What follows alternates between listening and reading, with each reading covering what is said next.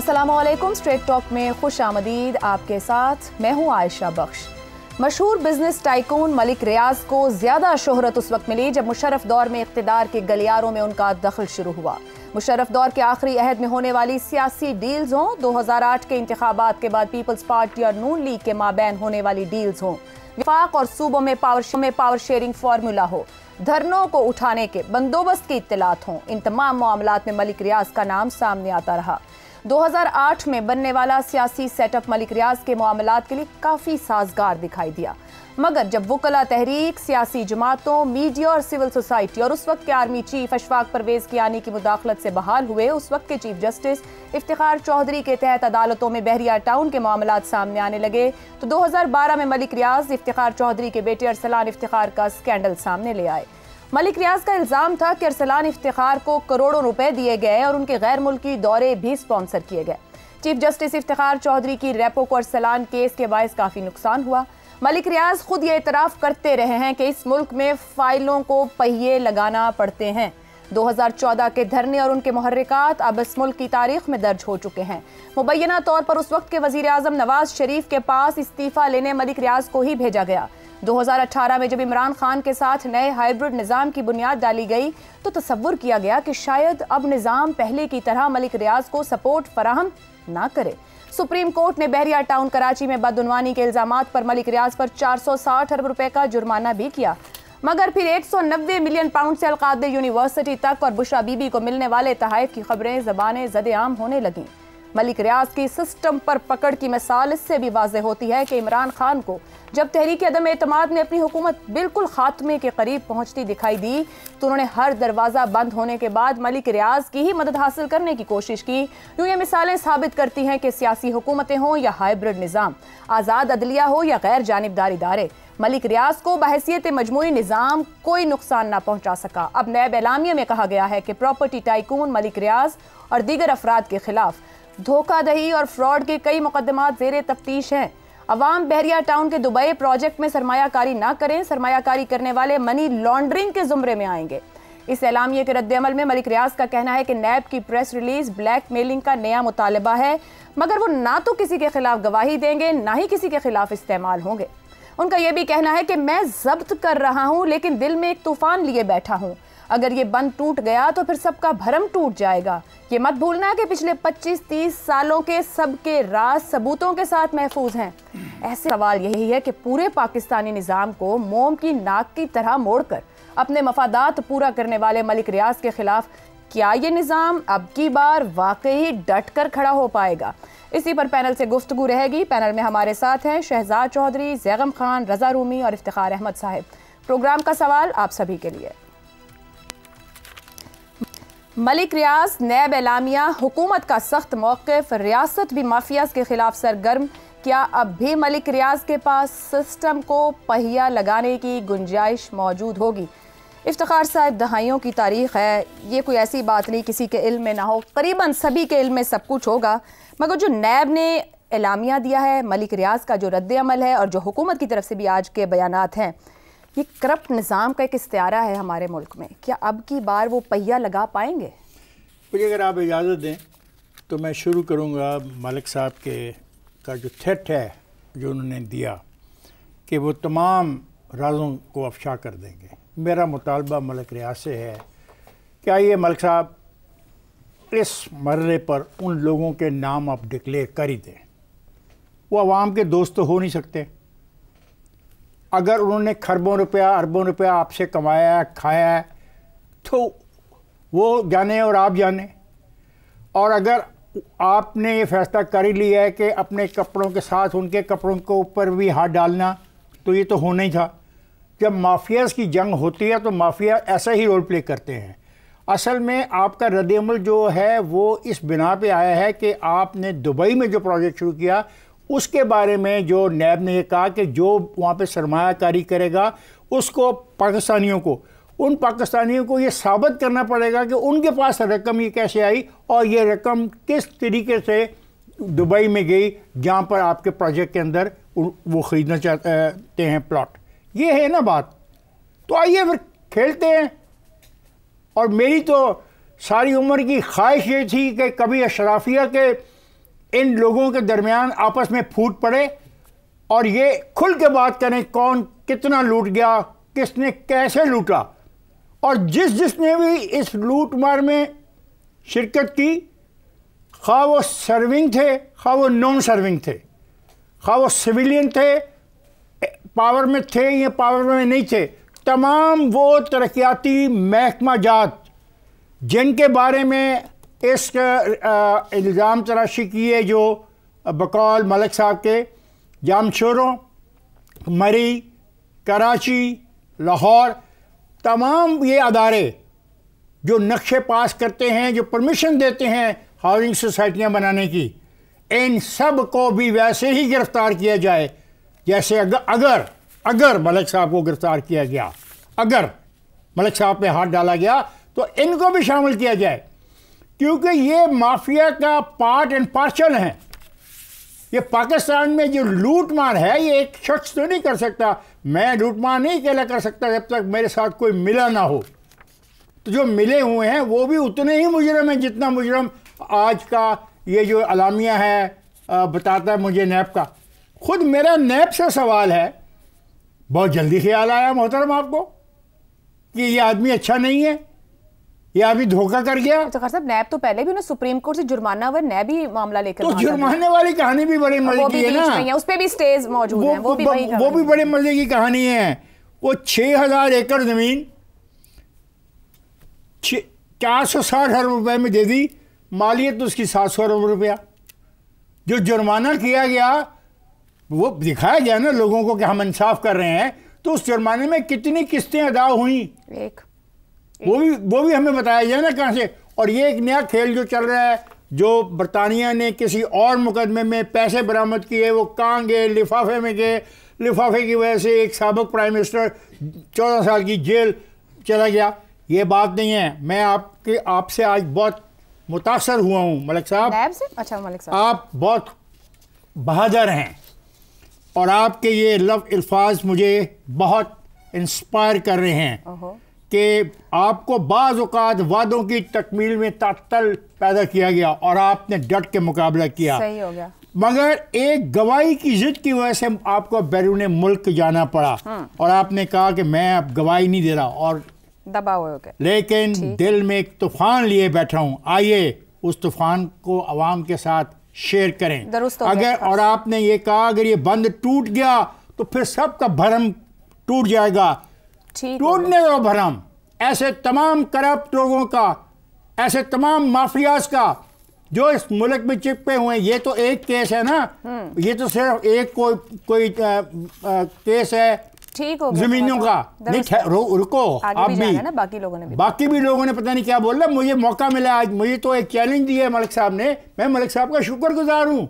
खोल दो मलिक साहब, सबको बता दो कौन कितना करप्ट है, किसने कितना माल खाया, कितने जगह सियासी तौर पे आपको इस्तेमाल किया गया, आप किस किस सियासी मुआहदे में शामिल रहे, आपने कौन कौन से सियासी फैसले करवाए। सियासतदानों के लिए आसानियां की। शहजाद साहब, नैब प्रेस रिलीज ब्लैकमेलिंग का नया मुतालबा है, ना तो किसी के खिलाफ गवाही देंगे ना ही किसी के खिलाफ इस्तेमाल होंगे। सर आपसे सवाल यह है कि क्या मलिक रियाज वाकई इतने नजरियाती हो गए हैं कि इमरान खान और बुशरा बीबी के लिए अपनी पूरी एम्पायर को ही दाव पर लगा रहे हैं?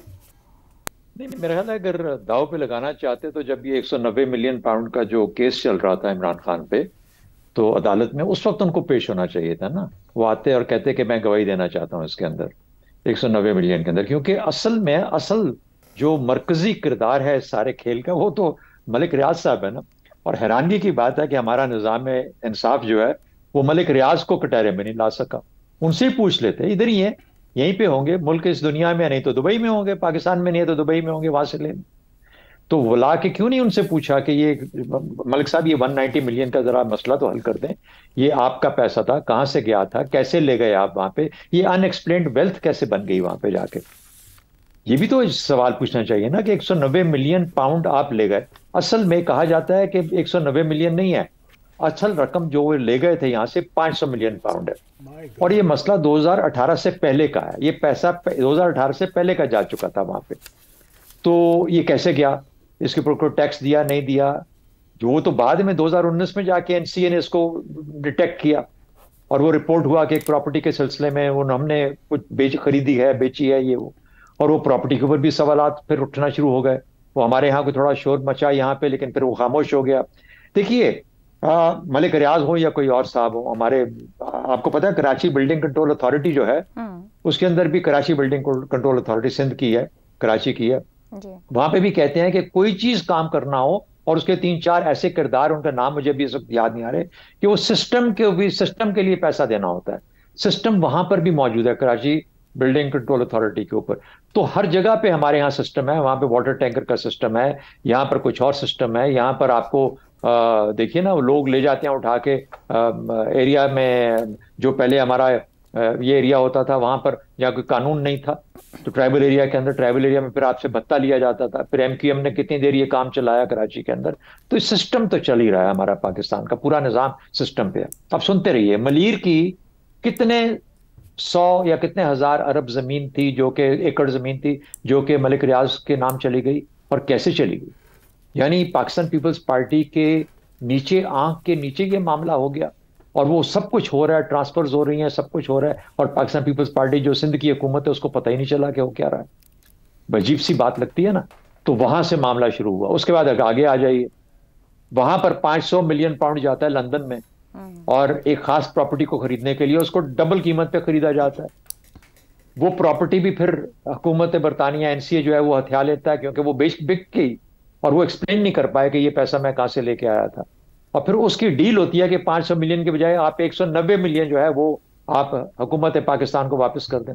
और फिर वो भी ऐसे एडजस्ट किया जाता है कि वो वापस सुप्रीम कोर्ट के में उनकी अपनी जो जुर्माना है उसके अंदर चला जाता है। इस वक्त इमरान खान साहब की हुकूमत है।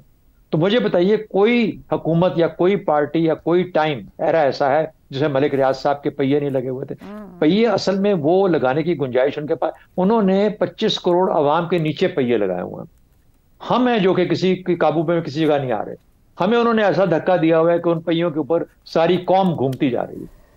तो अब क्या ये पाकिस्तान के लिए स्पेसिफिक है? मलिक रियाज साहब का नाम आज आपने ले दिया टीवी के ऊपर, बहुत बहादुरी की बात है, वरना तो इनके नाम के ऊपर एक बीप लग जाता है जब इनका नाम लिया जाता है किसी भी टीवी प्रोग्राम के अंदर। तो जब ये मामलात हों, इतने ये गहरे इन्वॉल्व हों, तो फिर उस तरीके से, इस तरीके से जो ऐसे लोग होते हैं, उनके पहिए ऑटोमेटिकली अपने तौर पे कायम होते हैं। अंदाजा लगाइए, एक वजीर आजम को सजा हो गई, वो जेल में, उसका मरकजी किरदार जो है, मैं मुल्जिम नहीं कहता, शायद वही मुल्जिम बन जाता, आ जाता, तो मरकजी किरदार को बुला के अदालत ने ये नहीं पूछा कि यार इसको बुला के पूछो तो सही चक्कर क्या था, पैसे क्यों लेके गए थे, किस लिए लेके गए थे, और कैसे लेके गए। भी उन्हें मफरूर कह रहा है, तो इसलिए मफरूर कह रहा है कि दुबई में बैठे हुए ना, वहां पे आप अपने चला रहे हैं, एक और अपनी सोसाइटी बना रहे हैं। तो ये सोसाइटियां बनती रहेंगी। पाकिस्तान वैसे ही एक थर्ड वर्ल्ड कंट्री है। ये तो बड़े बड़े अमीर मुल्कों के अंदर भी इस किस्म के मलिक रियाज बैठे हुए हैं। देखिए, आपने देखा अगले दिन, कल के परसों के दिन में, कि ट्रंप के पीछे 5 लोग बैठे थे। हाँ, अच्छा, वो भी कोई इतने पाक साफ नहीं है, वो सब अपने अपने मलिक रियाज हैं। सही हो। उन सब के जो अपने अकाउंट्स हैं, जो उनके बड़ी कंपनीज के अकाउंट्स हैं, वो सब ऑफशोर हैं, या वो ऐसे मुल्कों में जहां पर टैक्स नहीं होता। तो ये है एक दुनिया का तरीका। पैसा जिसके पास होता है वो पैसे को बचाता है। अलबत्ता इनको अगर बोले हैं तो इनको अब बोलना चाहिए, ताकि जिस तरीके से इफ्तिखार साहब कह रहे हैं, पता लगे कि कौन इस मुल्क में कितना खा गया। और यकीन मानिए, इन्होंने जितना खिलाया और जितना लोग खाए इनकी वजह से, जितना खिलाया गया है वो अरबों का आवाम और उनके जहाज के ऊपर और आयशा, उनके जहाज के ऊपर कौन कौन लोग, कौन सी गोगियां जो हैं वो सैरे नहीं करती है। नहीं, कमाल है, दुरुस्त हो गया। किस दुनिया में रह रहे हैं हम? हमारी आंखों के सामने किधर धूल झोंक रहे हो भाई। ज़ैगम साहब, जहां गुफ्तगू आ गई, नून लीग हो, पीटीआई हो, पीपल्स पार्टी हो, नवाज शरीफ हो, आसिफ जरदारी हो, इमरान खान हो, या फिर शहबाज शरीफ हो, जनरल मुशर्रफ हो, या उनके बाद के अस्करी सरबराहान क़यादत रही हो, इफ्तिखार चौधरी हो, या बाबा रहमते हो, मलिक रियाज का कोई दोस्त हो, या कोई ऐसा शख्स जिसने उन्हें नवाजा हो, क्या मौजूदा निज़ाम सियासी, अस्करी, अदालती ये सकत रखता है कि वो मलिक रियाज को सही मायनों में हाथ डाल पाएगा, या वक्ती झटका दे रहे हैं जो वो कह रहे हैं? ये निज़ाम की सकत का टेस्ट होने जा रहा है ना। बिल्कुल ठीक। और आप ये देखिए, जो आपने बताया, मलिक साहब सिर्फ फाइलों को पहिए नहीं लगाते रहे, उन्होंने सहाफत को भी पहिए लगाए हैं, उन्होंने सियासत को भी पहिए लगाए हैं, उन्होंने ब्यूरोक्रेसी को भी पहिए लगाए हैं, उन्होंने अदलिया को भी पहिए लगाए हैं। आपको वो चीफ साहब जिसके लाखों जान निसार थे, इफ्तिखार चौधरी साहब, उसका बेटा याद है ना? अरसलान साहब और उनकी पूरी फैमिली, चीफ साहब की, जो अजीम इनकलाबी चीफ जस्टिस ऑफ पाकिस्तान, उनकी पूरी फैमिली मलिक साहब के खर्चों पे यूरोप में और दुनिया में घूम रही थी। और अरसलान साहब जो हैं, जो सिटिंग चीफ जस्टिस के बेटे थे, वो कहते हैं मैं उनका बिजनेस पार्टनर था, इस वजह से 1 अरब रुपया मेरे पास है। हालांकि मलिक साहब ये फरमा चुके हैं कि मैंने अपने बाप को भी कभी अपना बिजनेस पार्टनर नहीं बनाया, और मलिक साहब और 1 अरब रुपए की पार्टनरशिप। देखिए, हमें देखना चाहिए कि इसमें बिग पिक्चर क्या है, बड़ी तस्वीर क्या है। बड़ी तस्वीर यह है कि मलिक साहब पाकिस्तान में क्रोनी कैपिटलिज्म का सबसे बड़ा सिंबल है। और क्रोनी कैपिटलिज्म क्या होता है? जहां दौलत, ताकत और इन्फ्लुएंस इकट्ठे होते हैं, जहां हुकूमत और सरमाया हाथ मिलाता है। कैसे हाथ मिलाता है? मैं आपको याद दिलाता हूं, अगस्त 2019 में सादिक संजरानी साहब के खिलाफ तहरीक अदम एतमाद आई हुई थी। सब पुरजोश थे, पीपल्स पार्टी सबसे आगे आगे थी, और जनाब आसिफ जरदारी की मुलाकात हुई थी मलिक रियाज से, और उसके बाद पीपल्स पार्टी पीछे हट गई थी, और सादिक संजरानी साहब के खिलाफ जो तहरीक अदम एतमाद है वो नाकाम हो गई थी। मलिक साहब खुद बड़े फिलैंथ्रोपिस्ट हैं, जिसके ज़रिए से वो अपनी रेपुटेशन को मैनेजमेंट करते हैं, लाखों लोगों को वो खाना खिलाते रहे हैं। लेकिन तसव्वुर कीजिए, सिंध की हुकूमत ने हज़ारों एकड़ ज़मीन रखी बेघर लोगों के घर बनाने के लिए। वो एक पूरा मॉडल है, गरीब की बस्ती। उस मॉडल पे गरीब तरीन लोगों के लिए घर बनाना था, और 17,000 एकड़ ज़मीन गरीब तरीन लोगों की वो मलिक साहब को दे दी गई, उनकी हाउसिंग सोसाइटी को दे दी गई। और जब सुप्रीम कोर्ट ने कहा कि इसकी ज़रा पैमाइश करो, तो वो 20,000 एकड़ निकली। फिर 460 अरब रुपए का जुर्माना हुआ, और उसके बाद 190 मिलियन वाला जो खाता है वो तो हमें मालूम ही है। तो हमारे सामने सिर्फ ये चैलेंज नहीं है कि मलिक रियाज को अकाउंटेबल बनाया जाए, सही, उनको तो अकाउंटेबल होना चाहिए। उस पूरे नेक्सस को भी अकाउंटेबल बनाना है कि किस तरीके से इस तरह के सरमायादार सहाफत और सियासत और ब्यूरोक्रेसी और अदलिया सबके साथ नेक्सस बना लेते हैं, ठीक, जिसके जरिए से वो दौलत बनाते हैं, जिसके जरिए से असर रसूख खरीदते हैं, और जिसकी वजह से वो पूरे पाकिस्तान के गवर्नेंस के निज़ाम का कबाड़ा करते हैं। दुरुस्त हो गया। और इस मुल्क को पीछे धकेलने में अपना हिस्सा डालते हैं। मेरे ख्याल है निज़ाम को अगर ये ख्याल आ ही गया है तो इन सब चीज़ों पर नज़र डालनी चाहिए। दुरुस्त हो गया जी। किसी मलिक रियाज को पनपने का मौका नहीं मिलना चाहिए, यहाँ जायज़ और अच्छे बिजनेस को आगे बढ़ने का मौका मिलना चाहिए, एक कंपेटिटिव एनवायरनमेंट में, एक फेयर एनवायरनमेंट में। ठीक हो गया। रज़ा रूमी साहब जो रिस्पॉन्ड किया उन्होंने नैब के एलामिये के ऊपर मलिक रियाज ने अपने सोशल मीडिया के ज़रिए, उससे मुझे एक शेर गालिब का ख्याल आ रहा था, गालिब हमें न छेड़ के फिर जोश अश्क से बैठे हैं हम तहिया तूफ़ान किए हुए। वो कहते हैं कि 25-30 सालों का रिकॉर्ड महफूज है सबका, अगर बंद टूट गया तो सबका भरम टूट जाएगा।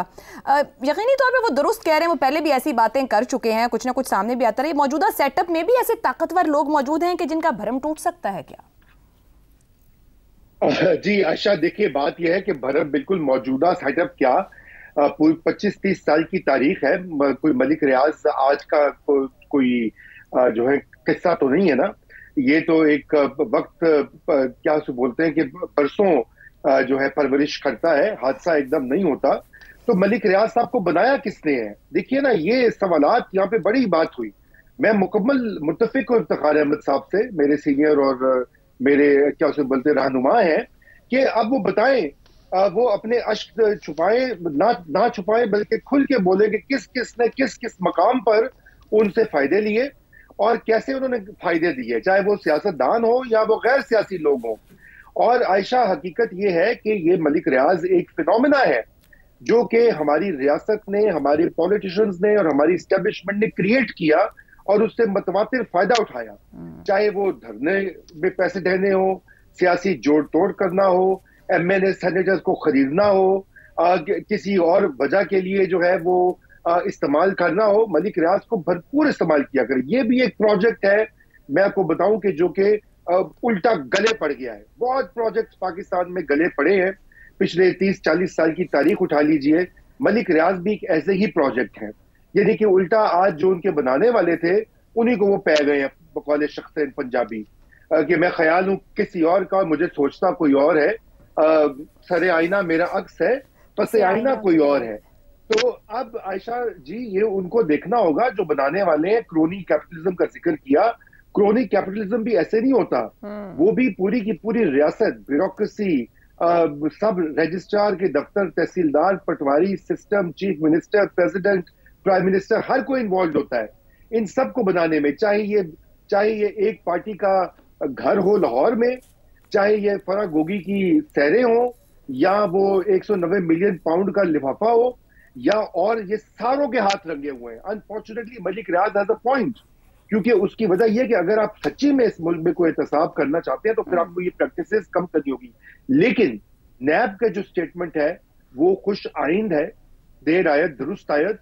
अगर उनको ये लग रहा है कि जो सबसे बड़ा सोर्स है यहाँ पर मेलफिसेंस का और सिस्टम को तबाह करने का, अगर उसके ऊपर वो कुछ एहतसाब का अयादा कर रहे हैं, चाहे वो उसके कुछ सियासी मकासद ही क्यों ना हो, तो वो बुरी बात नहीं है।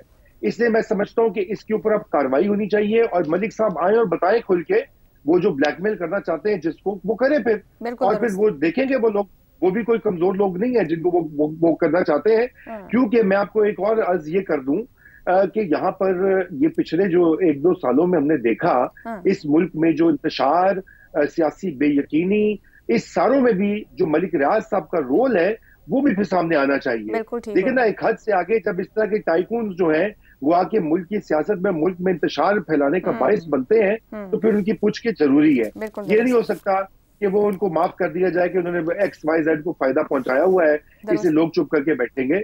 तो ये मुहासबा होना चाहिए, बिल्कुल मुहासबा बिल्कुल होना चाहिए। और मलिक रियाज साहब को भी सब कुछ चाहिए। 25-30 साल का जो उन्होंने दबा के रखा हुआ है, लेकिन पूरा निजाम जिसे वो पहिया कहते हैं, जिसके तहत चल रहा था, और इसके नीचे अवाम क्रश हो रही। देखना यह कि अगर रियासत डट के खड़ी हो गई है कि इस मामले को निपटाना है, तो क्या सदर ज़रदारी और वजीर आजम शहबाज शरीफ जो हैं वो मलिक रियाज को बचाने की अपनी सी कोशिश करेंगे, या इस बार निजाम बचाने की कोशिश करेंगे? एक ब्रेक लेते हैं, ब्रेक से वापस आएंगे तो हम बात करेंगे FBR को गाड़ियां रोकी गई 6 अरब की, मगर 30 अरब के नकद इनाम की मंजूरी हो गई है। इस ब्रेक के बाद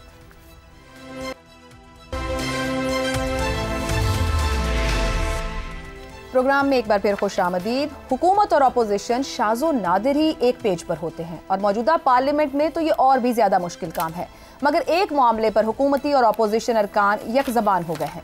गुज़िश्ता हफ्ते अरकान पार्लियामेंट ने स्पीकर अय्याज सादिक से मुलाकात में तनख्वाहों में इजाफे का मुतालबा किया था, जबकि आज मजीद तफसीलात सामने आई हैं, जिसके मुताबिक अरकान पार्लियामेंट की तनख्वाहों में 200% तक इजाफा तजवीज़ किया गया है। ज़राए के मुताबिक तनख्वाहों में इजाफे का बिल कौमी असम्बली और सेनेट से मंजूरी के लिए मुशावरत कर ली गई है। तमाम इत्तेहादी और अपोजिशन जमातें तनख्वाह बढ़ाने के हक में हैं। अरकान पार्लियामेंट ने बेबसी का इजहार करते हुए ये भी कहा है कि महंगाई की वजह से इस तनख्वाह में गुजारा नहीं होता। उधर 13 जनवरी को हमने इसी प्रोग्राम में हुकूमत की किफ़ायत शुआरी मुहिम और FBR की जानिब से 6 अरब रुपए की 1010 नई गाड़ियां खरीदने के मामले पर बात की थी। आज सेनेट की कायमा कमेटी बराए खजाना ने FBR को इन गाड़ियों की खरीदारी रोकने की हिदायत कर दी है। कमेटी में मौजूद फैसल वाउडा ने कहा कि 386 अरब रुपए का टैक्स शॉर्टफॉल है, पहले उसे खत्म करें। अगर गाड़ियां खरीदी गई तो उनके खिलाफ नैब में जाएंगे। यूं 6 अरब की नई गाड़ियां खरीदने का मामला तो रुक गया, मगर वजीर आजम ने दूसरी जानिब फराख दिली का मुजाहिरा करते हुए FBR अफसरान को नकद इनाम देने की स्कीम की मंजूरी दी है। स्कीम के लिए 30 अरब रुपए मंजूर किए गए हैं, यानी 6 अरब से 400% ज़ायद रकम अब कैश इनाम की सूरत में FBR अफसरान को दी जाएगी। नकद इनामात इनकम टैक्स और कस्टम्स के 1800 कैडर अफसरान को दिए जाएंगे। वो FBR जिसके बारे में खुद चेयरमैन FBR राशिद लंगड़ियाल ये कह रहे हैं कि FBR में अब भी करप्शन हो रही है। FBR के साबिक चेयरमैन जुबैर अमजद के मुताबिक FBR में 600 अरब रुपए की करप्शन होती है। एक तरफ हुकूमत की किफ़ायत शुआरी मुहिम जोरों शोर से जारी है, कमेटियों पर कमेटियां बन रही हैं, इदारे और खाली आसामियां खत्म की जा रही हैं, अवाम को भी किफ़ायत शुआरी के लेक्चर्स दिए जा रहे हैं। दूसरी तरफ वो इदारे जो खुद करप्ट हैं, उनको कभी गाड़ियां तो कभी अरबों रुपए के कैश इनामात से नवाजा जाता है। एक तरफ अशराफिया के टैक्स का बोझ भी तनख्वाहदार और आम आदमी बर्दाश्त कर रहा है, तो दूसरी तरफ वो इदारा जिसने टैक्स वसूल करना है वो न सिर्फ खुद भी करप्ट है बल्कि अवाम के पैसों से कैश इनामात भी इंजॉय कर रहा है। सवाल तो यह भी है कि करोड़ों रुपए इलेक्शन पर लगाकर पार्लियामेंट में पहुंचने वाले सियासतदान भी क्या इतने जरूरतमंद बन चुके हैं कि तनख्वाह में गुजारा नहीं हो पा रहा? और सबसे अहम सवाल कि क्या वजीर आजम शहबाज शरीफ अपनी ही शुरू की गई किफायत शुआरी मुहिम पर अमल नहीं कर रहे हैं? पैनल के लिए सवाल। 6 अरब की गाड़ियां खरीदने से रोक दिया। FBR अफसरान के लिए 30 अरब की नकद इनाम स्कीम मंजूर, 4 गुना इजाफा। क्या वजीर आजम करप्ट इदारे को इनाम देकर दुरुस्त कर रहे हैं? जैगम साहब अवाम से भी कहते हैं कि बेल्ट टाइटनिंग करनी होगी, टैक्स पे टैक्स लगा रहे हैं, बिजली का बिल उठाएं, गैस का बिल उठाएं, पता नहीं किस किस तरह के फिक्स टैक्स हैं। अवाम क्रश हो गई है, छोटे कारोबार चल नहीं पा रहे। खुद चेयरमैन FBR कह रहे हैं करप्शन हो रही है, हजारों अरबों की करप्शन है। ये क्या एक इदारा है जिसने ये तमाम मामला सीधा करना, टैक्स को इकट्ठा करना है, वो करप्ट इदारा खुद इदारे का सरबराह कह रहा है, ये उसको इनाम देना क्या दुरुस्त डायरेक्शन है? सबसे पहले तो आयशा मैं थोड़ा सा आपको मायूस कर दूं। जी जी। जो senate standing committee on finance है उसके पास कोई इख्तियार नहीं है कि वो गाड़ियों की खरीदारी को रोक सके। वो सिर्फ खत लिख सकती है जो वो लिखेगा, और मेरा नहीं ख्याल कि उनके खत के नतीजे में गाड़ियों की खरीदारी रोक, मतलब 36 अरब कर लूं इसको वापस। यहाँ पे जो मसला है, यहाँ पे जो मसला है, मसला है दरबारी गवर्नेंस का, कि दरबार लगे हैं। एक वजीर आजम साहब का दरबार है, जो दरबारी पसंद आए इसके मुंह मोतियों से भर दो। क्या बात है। इसको हाथी और घोड़े दे दो। वाह वाह। इंस्टीट्यूशंस पर नजर नहीं है कि जदीद रियासतें इंस्टीट्यूशंस को बेहतर करने से बनती हैं। मुझे कोई एतराज नहीं है कि 6 अरब एक और 3 अरब और 9 अरब दे दें, 50 अरब दे दें, 100 अरब दे दें। सैकड़ों अरब रुपए की तो इस अदारे में करप्शन है। अगर इनके पास कोई ऐसा रिफॉर्म का प्लान है कि वो सैकड़ों अरब रुपए की करप्शन खत्म हो सकती है, यह अदारा मुस्से तौर पर रिफॉर्म हो सकता है, एफिशिएंटली काम कर सकता है, तो 100 क्या 300 गाड़ियां ले लें, मुझे कोई इतराज नहीं, मेरे टैक्स से ले लें। लेकिन मुझे बताएं कि यह काम कैसे होगा, आपका रिफॉर्म का प्लान क्या है, आपकी थ्योरी ऑफ चेंज क्या है, किस तरीके से इन गाड़ियों के लेने से ये इदारे एफिशिएंट हो जाएंगे। गाड़ियां लेने का तो बहुत शौक है, हर किसी को शौक है, इंपोर्टेड गाड़ियां, बड़ी से बड़ी गाड़ियां, क्योंकि स्टेटस सिंबल है ना पाकिस्तान में। और सरकार के पास तो मुफ्त में होती है ना, साथ में पेट्रोल भी आता है। सरकारी नंबर की गाड़ियां आपको कहां नजर नहीं आती, घूमती फिरती मजे करते हुए लोग। आप उन्हें इनाम दें अगर वो अच्छा परफॉर्म करते हैं तो, अगर वो टारगेट को एक्सीड करते हैं तो। लेकिन वो टारगेट को तो तभी एक्सीड कर सकेंगे ना जब आप उनमें रिफॉर्म करेंगे, उस अदारे में उसकी गवर्नेंस बेहतर करेंगे, उसकी अकाउंटेबिलिटी का कोई सिस्टम लगाएंगे, उसके साथ टैक्सेशन के ऐसे कानून लाएंगे जो उनको सपोर्ट करें। और आप में खुद में पॉलिटिकल विल होगी हजूर। 25% जिनके पास मैशत है और जिन्होंने चौथाई टैक्स देना है, और जो 8 अरब रुपए टैक्स देते हैं 1000 अरब रुपए की बजाय, उनके टैक्स को तो आप ट्वीट करके रोक देते हैं। आप बनाते हैं ऐप तो एक मजाक बन के रह जाता है। क्या आपके अपने अंदर जो बॉसेस हैं FBR के, उनमें भी वो पॉलिटिकल विल है कि ये इदारा ठीक तौर पे काम कर सके? अगर ये नहीं होगा तो फिर सब कैसे ठीक हो सकता है? और मुझे जरा पूछने दीजिए, ये जो सेनेट की स्टैंडिंग कमेटी ऑन फाइनेंस है, खबरें बनवाने का तो बड़ा शौक है, 6 अरब और 3 अरब रुपए, आपने कितना काम किया है? स्टैंडिंग कमेटी ने इस रिफॉर्म पे कितना काम किया है कि मुझे पेपर दिखा दे ये स्टैंडिंग कमेटी कि ये हमारा वर्किंग पेपर है FBR के रिफॉर्म पे जो हमने बनाया है। ये बहुत अच्छी बहस है जो सेनेट में हुई है और कौमी असेंबली में हुई है, ये हमारा फॉलो अप है। अब आज भी देख ली इन तकरीरों का, आप इन तकरीरों का जो एक मिजाज देखिए, तो पॉलिटिकल स्पीचेस। तो जो असल मसला है उस पे ये हाउस तवज्जो दे, सेनेट तवज्जो दे, रिफॉर्म की तरफ लेकर जाए, ठीक हो गया, उसी से मसले हल होंगे। ये मसला सिर्फ गाड़ियों का नहीं है। दुरुस्त हो गया जी। रजा रूमी साहब, 385 अरब का रेवेन्यू शॉर्टफॉल है, करप्शन के मामला अलहदा हैं, जैगम साहब ये भी बात कर रहे हैं, सिस्टम में खराबियां हैं। पिछले कितने सालों से तो हम मुस्तकिल इस पर बात कर रहे हैं कि एफबीआर को रिफॉर्म्स की ज़रूरत है। एक आम बंदा अपना टैक्स भरना चाहे खुद से नहीं भर सकता है, इतने लूप होल्स हैं, इतना कॉम्प्लेक्स सिस्टम है कि आम बंदा हिस्सा बनना चाहे नहीं बन सकता, जो बन जाए उसकी जान के लिए अजाब बन जाता है। वो सिस्टम का हिस्सा क्यों बन गया? मगर जिन्होंने सिस्टम बाईपास करना है उनको खुद सिस्टम सपोर्ट करता है कि आओ मैं बताऊं किस किस तरह मुझे बाईपास कर सकते हो। ये नकद इनाम किस बात पर वजीर आजम ऐलान कर रहे हैं, जबकि खुद ऑस्टेरिटी की बात कर रहे हैं? करप्ट इदारा है, उसको कह रहे हैं कि आपको 30 अरब देंगे, किस बात के? और वो भी टैक्स पेयर्स के पैसों से। आशा देखिए, असूलन जो थ्योरी में, इन थ्योरी कोई मसला नहीं होता कैश इनामात देने के लिए, अगर खसूसन टैक्स कलेक्शन के पर्पसेस के लिए, कि अगर लोग अपने टारगेट्स मीट करें या टारगेट्स को एक्सीड करें तो उनको कोई इंसेंटिव या रिवॉर्ड मिलना चाहिए। अच्छा, लेकिन मसला यहाँ पर जरा पेचीदा है, जैसे कि अभी जैगम खान साहब ने काफी वजाहत से बयान किया और आपने भी अपने इब्तदाइये में बात कही कि मसला है कि पूरा ये तो जो इदारा है यही गोडे गोडे डूबा हुआ है करप्शन में और इनएफिशिएंसी में। अब उसको बजाय ठीक करने के आप ऊपर से टैक्स पेयर्स के मजीद पैसे वहां पर दें कि 30 अरब या जो जितने भी आप वो बांटे कि जी वो अपना काम करे, जो उनका काम उनको करना चाहिए, जिसकी तनख्वाह उनको मिलती है, जिसकी उनको जॉब सिक्योरिटी मिली हुई है। तो बात यह कि ये असल में इसको ठीक करने की इन लाइंस के ऊपर जरूरत है कि वो अफसरान या वो अहलकार जो मतवातिर अपने टारगेट्स मीट नहीं कर रहे या जो जिनके खिलाफ कंप्लेंट्स या शिकायत करप्शन की या दीगर इनएफिशिएंसीज की आई हैं, उनको फारिग किया जाए। ये छांटी जरूरी है। जब तक ये छांटी नहीं होगी एफबीआर में और दीगर सरकारी इदारों में, यकीन जानिए कोई इंप्रूवमेंट नहीं आ सकती, नंबर एक। और नंबर दो, असल मसला जो एफबीआर का, फिर वही बात आ जाती। देखिए, हमने गाड़ियों के ऊपर भी इसी प्रोग्राम के ऊपर हमने बात की थी, पूरे मुल्क में उसका बड़ा शोर गोगा हुआ। अब वो गाड़ियों के मसला साइनेज भी पहुंच गया, फिर आज ये कैश इनामात की बात हो रही है।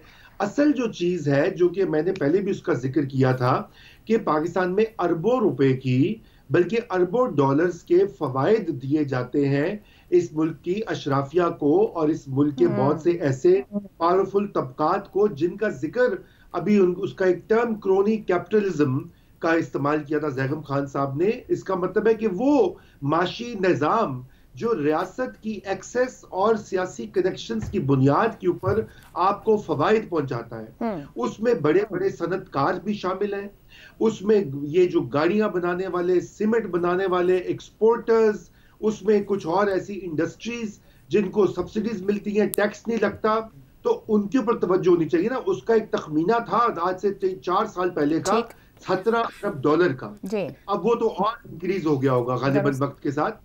और दूसरी चीज जो है वो है ज़राई इनकम टैक्स।